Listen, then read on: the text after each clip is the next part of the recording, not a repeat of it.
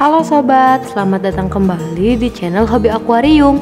Kali ini kita akan berbagi informasi tentang 4 teratas gaya aquascape terfavorit untuk pemula.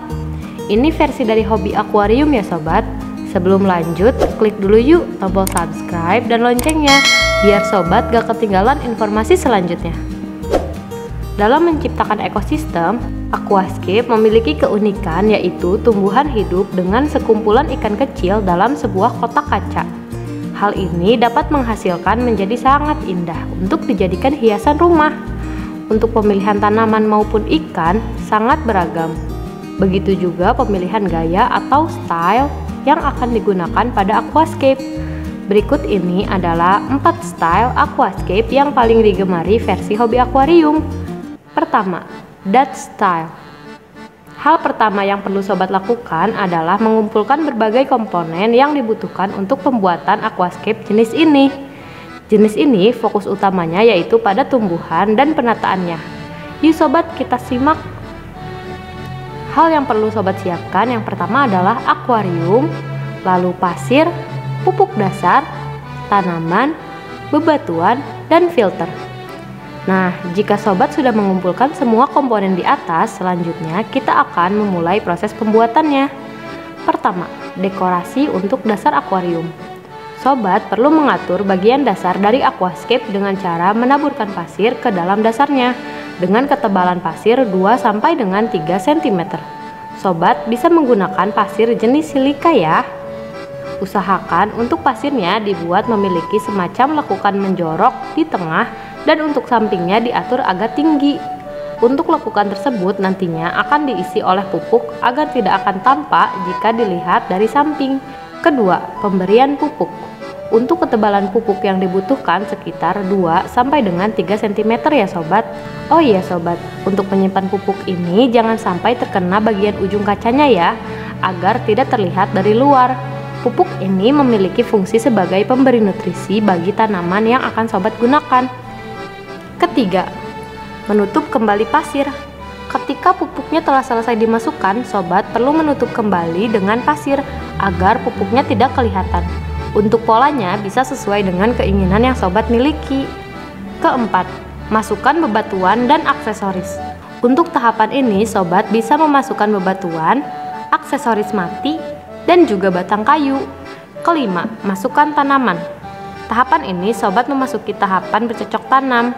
Untuk bercocok tanam, sobat harus mengisi terlebih dahulu 1/4 bagian dari akuarium dengan air. Masukkan air secara perlahan dengan menggunakan bantuan saringan atau alat lainnya, agar kucurannya tidak merusak dekorasi pasir dan pupuk yang telah ditata dengan baik. Setelah sobat melakukan itu, tanam satu persatu tumbuhan yang telah sobat siapkan ya. Dalam proses ini, sobat juga harus melakukan penyemprotan tanaman agar daunnya tidak kering dan rusak. Keenam, isi air. Pada tahapan ini, sobat bisa mengisi kembali akuarium dengan air hingga penuh. Sama seperti tadi, pastikan lagi sobat memasukkan air dengan perlahan agar tidak merusak pasir juga tumbuhan yang sudah ditanam oleh sobat. Kedua, di urutan kedua ada Taiwan style.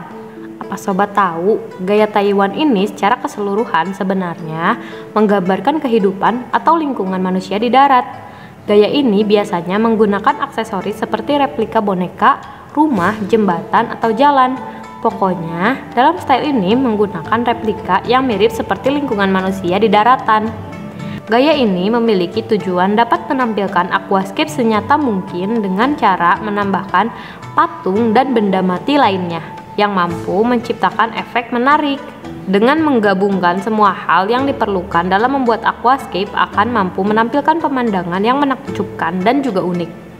Taiwan style ini memiliki tampilan dengan ilusi kedalaman, teras tinggi, perpaduan berbagai jenis tanaman, dan replika benda-benda seperti kehidupan nyata. Komponen utama yang dibutuhkan dalam membuat aquascape Taiwan style ini adalah penggunaan teras dan juga ruang yang ditentukan dalam desain aquascape untuk menciptakan organisasi antar objek. Untuk desain dan tata letak dasar aquascape merupakan gabungan dari Dutch style dan Iwagumi style. Untuk pembuatannya, pemanfaatan batu berukuran besar juga sering digunakan dalam gaya ini. Hal itu membuat pemandangan menjadi realistis. Setelah sobat mengetahui apa ciri khas dari gaya ini, saya akan memberikan rekomendasi tanaman dan juga ikan yang bisa sobat pilih saat menggunakan gaya ini. Pemilihan tanaman dan juga ikan termasuk ke dalam hal terpenting yang perlu diingat oleh sobat agar mendukung pemandangan yang lebih realistis. Pertama, tanaman.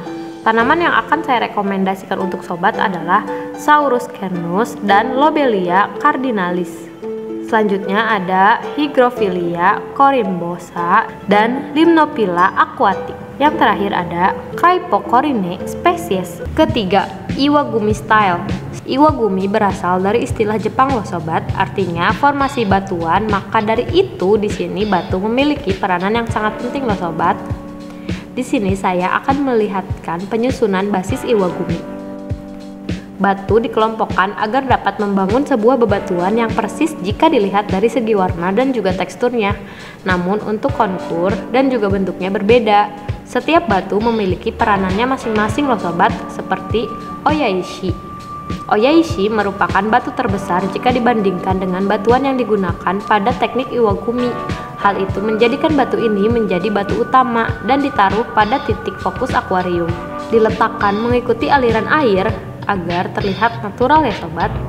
Kedua, Fukuishi merupakan batu sekunder memiliki ukuran yang sama dengan batu utama. Batu ini biasanya disimpan di kiri atau di kanan dari batu utama. Tujuannya agar bisa menyeimbangkan batu utama dan juga bisa menimbulkan keseimbangan dalam akuarium. Ketiga, Shoishi. Bentuknya lebih kecil, biasanya diletakkan di samping Ovaishi. Perannya adalah untuk aliran air.